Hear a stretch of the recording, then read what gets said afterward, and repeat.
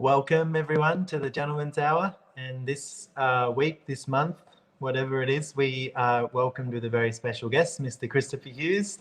Thanks for being here, Chris. No Welcome, worries. Hughesy. I've been called a lot of things, but not often a gentleman. No. There we go. Well, actually, that's maybe a good place to start. What would you say is is a gentleman for you, Chris? Great question. A gentleman for me would be somebody who is so much more than their gender. A gentleman would be somebody who, you know, when you grow up and there's all those sort of things you aspire to be as a man, or that you look for in male role models. And some of us grew up with dads and grandparents and uncles who were total assholes. And some of us actually had people in our lives that personified what I would like to think being a man could be, or being a gentleman could be. Like, there's some people that are born with a pair of balls and thereby get called a man, but there's rare that you come across somebody who has those qualities of integrity and leadership that to me personify being more of a gentleman. I was kidding. I think probably in the big picture, I am a gentleman, but I was just kidding. Anyway, I like to joke. I like to kid. I like to laugh. Yeah. What was your role models like growing up then, Chris? My dad was an abusive asshole, and that's what I grew up with. I thought there was a little bit of energy. Well, one of my first memories would have been like remembering seeing my dad chase my mom around screaming as he broke her arm, like that kind of stuff. Or like when my brother was born, he was born without a thumb, just naturally.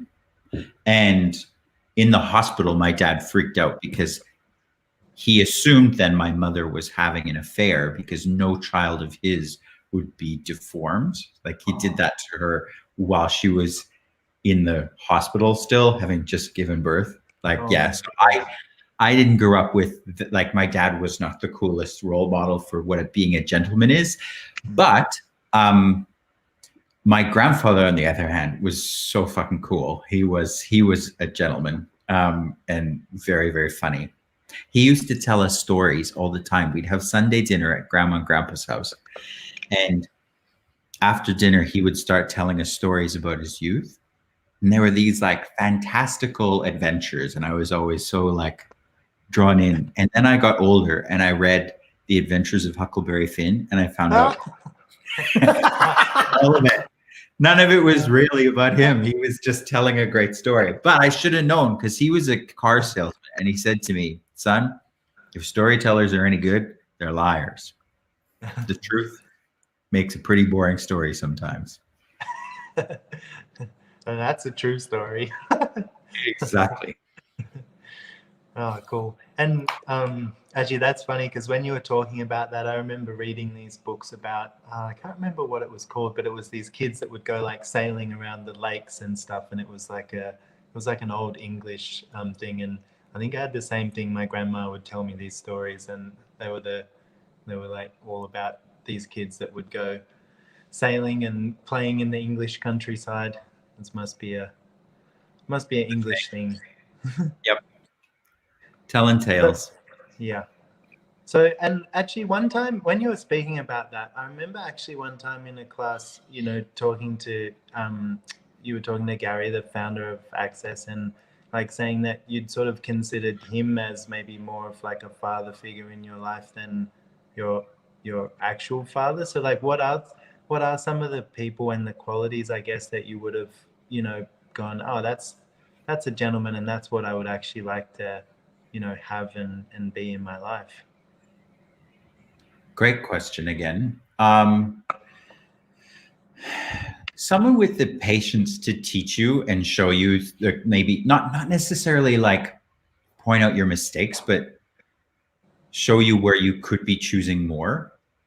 Do you know what I mean? Like that thing we all look to from a parent, where they kind of go, hey, this is how you do this, like the thing that I've always loved with Gary is he's always, if I've handled something, because Gary and I have quite a close working relationship within the Antique Guild here in Australia. We've got 2 shops and a sister shop up on the Sunshine Coast that Mark Kerr here manages. And Gary is the founder of that shop and sort of has spawned all of these different spin-off businesses. And I work with him quite closely, as I was saying, on a daily basis. And things will come up in the business and I'll say to him, okay, so this person called and this is what occurred and this is how I handled it. And he'll quite often say to me, well, that was an interesting way to deal with that. Like he so rarely says that was awesome. He's like always pushing me to choose more or see things from a different angle or be greater than what I'm currently choosing. So I guess it's about that for me. Like, I don't give a shit if they teach you how to fucking change a tire or catch a ball, like all those things that you think about getting from your dad. Yeah. I think that's something too, because with you saying that now, that is something which really pings with me, hearing you say that, because I had a dad who was an amazing father who passed away rather young, but he did all those things, teach you how to play cricket and kick a footy and all that. But in his own way, he did, now that I'm sort of becoming more of aware of the conversations which weren't super regular I did have with him, but he did used to go into question a little bit with things and say to you, I know you're considering this and that's great, but have you also considered something else, or have you looked at this as well? And in hindsight, that's something which I'm super grateful for. And I think you nailed it there, Hughesy. I mean, it's great having that relationship, whether it be, changing a tire or that sort of thing, but having someone who can ask you that question and I suppose showing you that you can always choose something else and there's always something greater, or whether you fuck up, there's another choice to make. So that's magnificent. I love that. Yeah.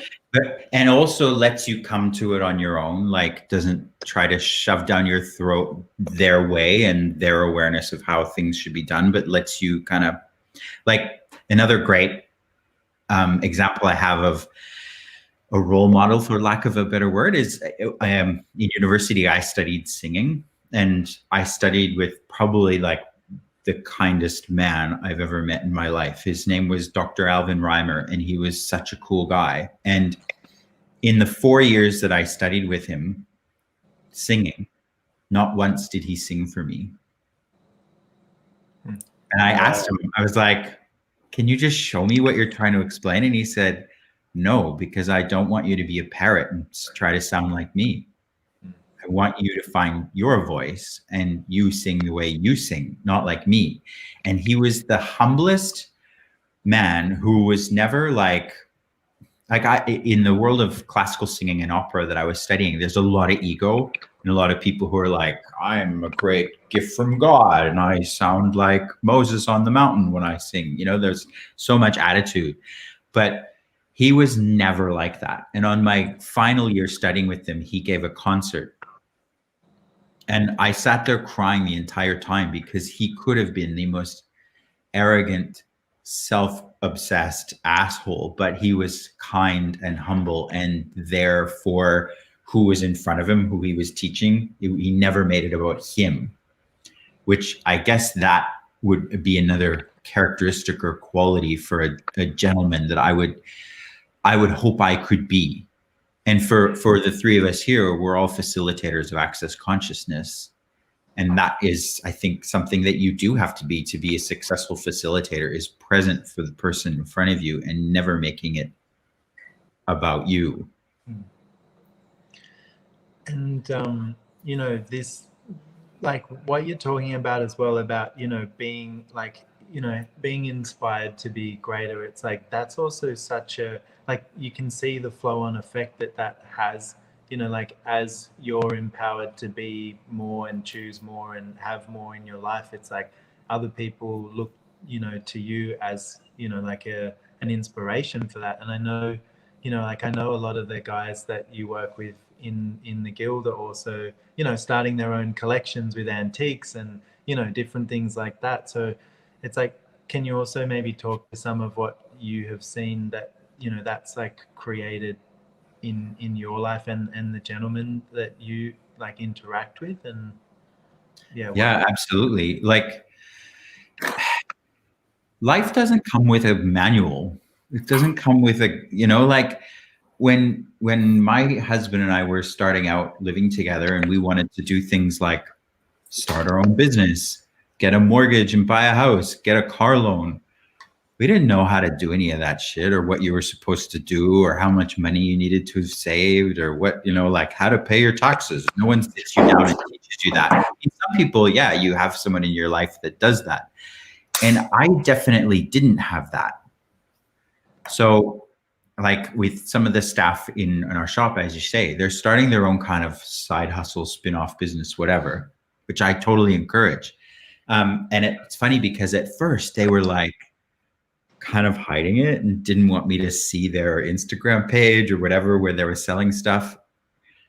And I found it and I was like, cool. So I started buying things from them because I wanted them to get that I'm excited for them. And I even said to them, look, guys, I've got a side hustle too. I totally get needing and wanting this. And I've said to them as well, like, hey, if you want to have like little 20-minute financial one-on-one sessions where I show you how to register for GST, how to organize your business so that you're not paying crazy amounts of tax and you're doing it all legally. And I'm so willing to do that for them. And I think at first they were a little bit like, oh, isn't this competing with what you're doing? And I'm like, no, I want you to have a big, fantastic business and life. And it doesn't have to all be about us. Well, that's such a different point of view as well, because that's like that, you know, that thing of, you know, when someone else's life gets greater, your life gets greater as well. And, you know, looking at more of the kingdom of we rather than, you know, what can I get out of this? Or, yeah. Exactly. And when you can, you know, I know in that situation, work with someone who you, like you said earlier, like, the boys try and keep it all under the radar because we don't want to be in competition, because competition, you know, isn't the thing to do. But then when that person who's that leader or almost authority figure is encouraging of it and is, I suppose, wanting for you to create more and to create greater in your life, that's just something which this reality doesn't normally. It's not part of it, and it's such a pleasant change. And what I get from this is the more which they're going to create in their own businesses, it's going to contribute to the business you've got as well, and everyone wins. So happy days. But it's even beyond that. It's like seeing them go out and create what they actually desire as their life. I don't even care if it contributes back to our business, like in terms of monetarily. It's the energy that it creates that I'm interested in, and what it contributes so much to me in my life and the business that we have. Why would I not contribute to them as well? And who will they go on and contribute to with their life? It's like, you know, talking about mentorship and having role models. If you can lead with kindness and contributing to people, who will they go on and be kind and contribute to? What are we showing these young guys and young people about business and about how we could be with each other, that hopefully, that maybe if they choose it, they could potentially pass on? That's awesome. I love that. There was something as well that you just said, like about the energy, and it kind of reminds me of like what you were speaking about early on about, you know, like that the role models that you had in your life weren't exactly, you know, great role models for what it was to be a gentleman. And I think we tend to like gravitate towards, you know, different energies that will actually, you know, contribute to our lives and grow our lives. But it's also like you were saying, you know, with your relationship with Gary, it's like it's not always comfortable and nice, and this place of like, you know, it's also that place where someone is willing to push your buttons and make you, you know, look at a greater possibility. And so, yeah, I guess that's also something that I haven't really actually fully acknowledged about, you know, being a gentleman, is that, you know, that willingness to be that, but also like receiving that with each other and not going to the competition with it, but going to, well, how can this actually like, yeah, contribute to my life and for everything to get greater. Yeah, well, I mean, you two would know about this in a different way. You're both dads. Like for you, Sewell, and you, Mark, when you have a kid and you see the choices that they're making and see the potential outcomes or the futures that they're creating for themselves, at different times, you're required to either be encouraging or not, you know, like certain, you know what I'm trying to say here? Yes, definitely. Sometimes you have to put the hard word on them. Yeah. Yeah. That's it. And get in early. That's what I've learned. Get in early, because when they hit 15, nearly 16, they know everything. So, well, come on. When you were 15, 16, didn't you know everything? I don't think I knew as much as a girl of that age anyway. Well, they've got Google now, you know, so they can just be like, well, Google says this, Dad. So. Yes. Exactly. Right. Exactly. Yeah. Anyway. Nice. Cool. Any other? Are we gonna? It's another.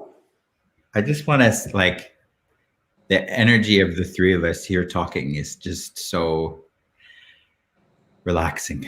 So much space. Mm. It is, and people are really grateful as well for the conversation, and you know, lots of comments saying, you know, melts my heart, lots of things, but people are grateful. So I think unless there's anything else, do you have anything else, Mark or Chris, you want to add or say? No, I don't at this stage, but you know, once again, I think we're going to have to get Hughesy back in a couple of weeks' time when his schedule allows. And it's been a good little introduction, but I think there's a lot more to this young gentleman here with us, which could contribute a lot to the world and the other the people watching. So let's pencil in another date at some stage and delve into a few other things and where can we take these conversations. And it was brought up a little while ago. I think Simone brought it up with us that I'm sure there'll be a class brewing in the background here, something about gentlemen of the round table or something like that. And we may be looking for a venue in Brisbane, maybe an antique guild with one of these lush tables at some stage. I think it'd be amazing. So I've got an epic round table for that. It is so beautiful. Just don't put your drinks on it. Actually, it'd be glassware is okay. It'd be really cool as well to talk about, like, have a conversation about, you know, like creating your business, but also like, you know, like, because I know one of the things, Chris, that you love to do is like create different spaces and everything. Because I don't know, for me as well, like I always thought that was just like a feminine thing, but like I love also doing that and arranging things and like, you know, making things look really nice. And yeah, so maybe there's some conversation there as well. We've just moved into a new house. Well, we've been here about, I don't know, almost 2 months, and I'm designing my office / man cave, like a space that is just mine to create in and do whatever I want. And you know, as a couple, it can get a little bit sticky going dining table, you know, like all those conversations. And this is a space where I'm just doing whatever I want, and it has been amazing. So I'd love to talk to you guys about that, because Mark too here is in, you know, he's managing antiques and possibilities, and this is something we all probably have some input and awareness in. Yeah, I like it. Let's do it. And thank you so much for coming on. It's always a pleasure to have you and yeah, get to know a bit more about you and what you know. And we look forward to seeing you again on the Gentleman's Hour. Thanks, guys. Boom. Thank you, everyone. Thanks, Hughesy. Thanks, See you everybody. soon. See ya.